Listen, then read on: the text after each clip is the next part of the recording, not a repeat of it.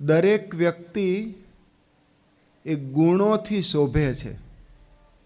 એનામાં માનવતા હોય, દયા ભાવના હોય, પરોપકારની વૃત્તિ હોય, આવા ગુણો હોય તો આપણે કહે ને કે શું જબરો માણસ છે.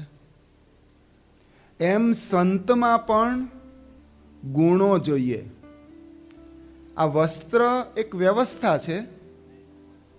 ભગવા પહેરવા માત્રથી એ સંત કે ગુરુ બની જવાતું નથી. એના આંતરિક ગુણોને જોવામાં આવે છે, જેને આપણે બીજા શબ્દોમાં સાધુતા કહીએ. પ્રમુખ સ્વામી મહારાજ એ બાહ્ય સ્વરૂપે તો ભગવા વસ્ત્ર પહેરે જ છે, પરંતુ એનું અંતર, એનું હૃદય, એનું સમગ્ર જીવન એ ગુણોથી છલોછલ ભરેલું છે. જેમ કોઈ પાણીની ગાગર હોય, કાંઠા સુધી ભરેલી હોય, સેજ અડો ને એમ છલકાય, પાણી બહાર ઢળે. એમ પ્રમુખ સ્વામી મહારાજમાં એવા અનંત મહોદધિ ગુણો ક્યારેક છલકાય ત્યારે આપણને એનું દર્શન થાય છે. કયા કયા એમના ગુણો છે? તો પહેલો, એને ભગવાનનો સાક્ષાત્કાર છે. ભગવાનનો સાક્ષાત્કાર એટલે જેમ હું તમને જોઉં છું, તમે મને પ્રત્યક્ષ જુઓ છો, એમ પ્રમુખ સ્વામી મહારાજ એ ભગવાન સ્વામિનારાયણને અખંડ જોઈ રહ્યા છે. જ્યાં જુએ ત્યાં રામજી, બીજું ન ભાસે રે. આ સાક્ષાત્કારની એક સ્થિતિ છે. સ્વામી રાજકોટમાં હતા થોડા વર્ષો પહેલા. એમાં એક યુવાન આવ્યો, કોલેજમાં ભણે, સ્વામીના યોગમાં પહેલી વાર આવતો હતો. એ વિવેકાનંદ આશ્રમમાં, રામકૃષ્ણ મઠમાં પણ જાય. એટલે જેમ સ્વામી વિવેકાનંદે એમના ગુરુ રામકૃષ્ણ પરમહંસને પ્રશ્ન પૂછેલો કે તમે ભગવાનને જોયા છે? કે હા.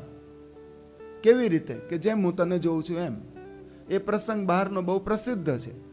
પણ એ સ્ટાઇલમાં એણે પ્રમુખ સ્વામીને પૂછ્યું કે તમે ભગવાનને જોયા છે? ત્યારે સ્વામી સરસ બોલ્યા. સ્વામી કે ભગવાનને જોયા છે ને, ભગવાનને અખંડ જોઈએ છીએ. ભગવાન સિવાય બીજું કંઈ દેખાતું જ નથી.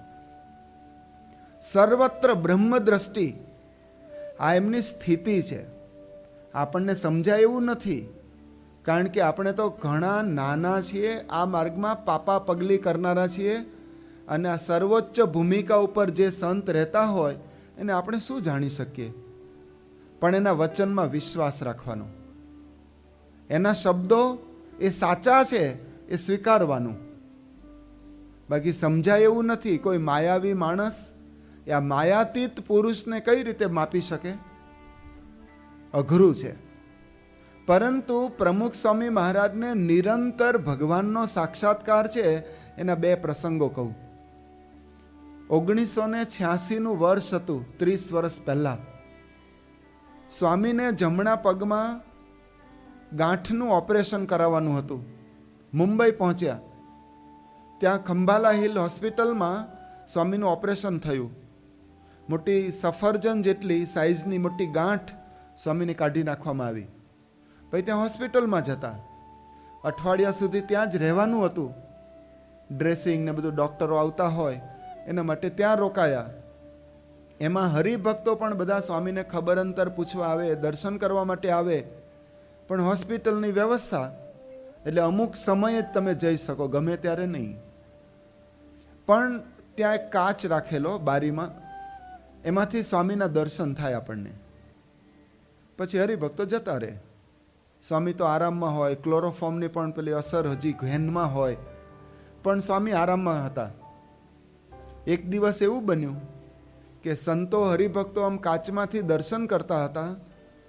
એ જ વખતે સ્વામી તો રૂમમાં એકલા જ છે, પથારીમાં સૂતા છે, અને સ્વામી આમ હાથ ઊંચા કરે, પછી હાથ થોડી વાર એટલે જોડે, પછી માથું નમાવે, સૂતા સૂતા જ બધું ચાલે. એમાં હોઠ ફફડે અને પાછા હાથ નીચે મૂકી દે, થોડી વાર તો પાછા હાથ ઊંચા કરે.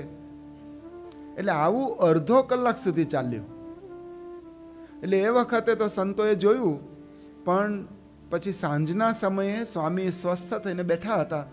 એ વખતે સંતે સ્વામીને પૂછ્યું કે સ્વામી, સવારના લગભગ 11 વાગ્યાનો સમય હશે, તો અમે આપના દર્શન કર્યા, તો થોડી વારમાં હાથ આમ આમ કરતા અને પાછા હાથ જોડો, પાછા નીચે મૂકો, માથું હલાવો, કંઈક હોઠ ફફડતા દેખાય, તો શું કરતા હતા? આ બધું શું ચાલતું હતું?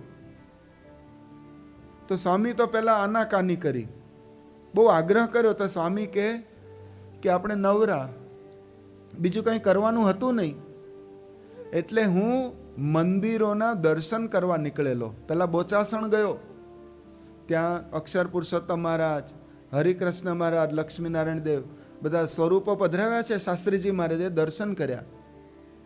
એટલે દર્શન કરતા હોય ને ત્યારે સ્વામી હાથ જોડે, હોઠ ફફડે, કંઈક પ્રાર્થના કરતા હોય, પાછા હાથ નીચે મૂકે. હવે સારંગપુર આવ્યા. સારંગપુરમાં હરિકૃષ્ણ મહારાજ, એમની પ્રિય મૂર્તિ, રોજ એમનું જ ધ્યાન કરે. તો એ મૂર્તિના દર્શન કરતી વખતે હાથ જોડે, ધામધામી મુક્ત, ધર્મકુળ બધા દર્શન કરતા જાય, પાછા પ્રાર્થના કરે. પછી ગોંડલ આવ્યા, અટલાદરા આવ્યા અને ગઢડા. શાસ્ત્રીજી મહારાજના 5 મંદિરો, બોચાસણ, સારંગપુર, ગોંડલ, અટલાદરા, ગઢડા, આ 5 મંદિરોના મેં દર્શન કરતો હતો. અડધો કલાક આ પ્રોગ્રામ ચાલ્યો.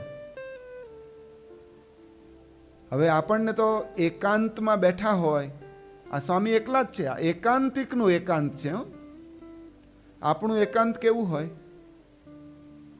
એકલા હોઈએ, એમાં અંધારું થઈ ગયું હોય, લાઈટ જતી રહી હોય, તો કોઈને ગોદો મારીએ, કોઈના વાળ ખેંચીએ, કોઈને કોણી મારીએ.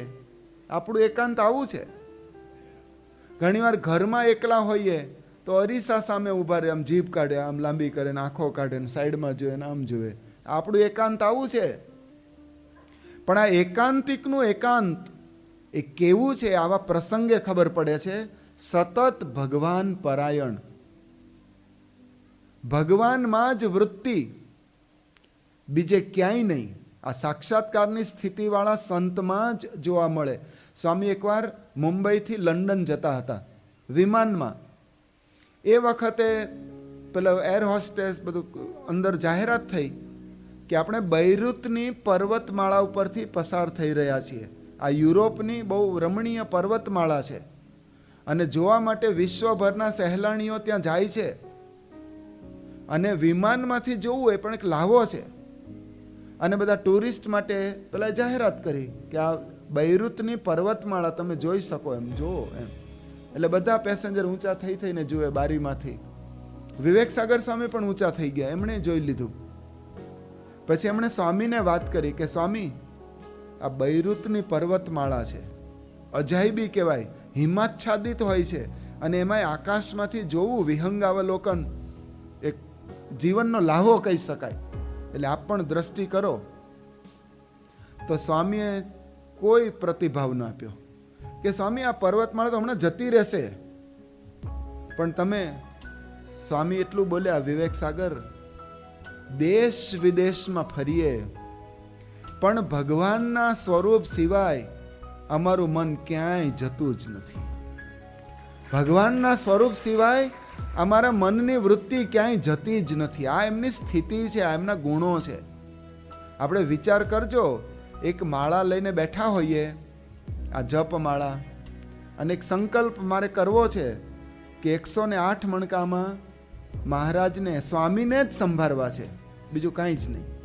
સ્વામિનારાયણ. અને એવી સળંગ એક માળા પૂરી કરી બતાવો જેમાં ભગવાન સિવાય બીજું કાંઈ જ યાદ ન આવે.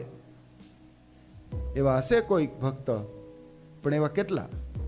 આપણે તો ચાલુમાં ચા મૂકી, થઈ ગઈ ચા, કોનો ફોન છે, એમ નહીં.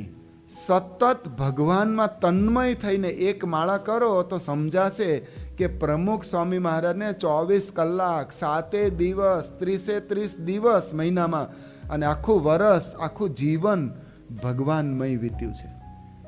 આ એમની સ્થિતિ છે.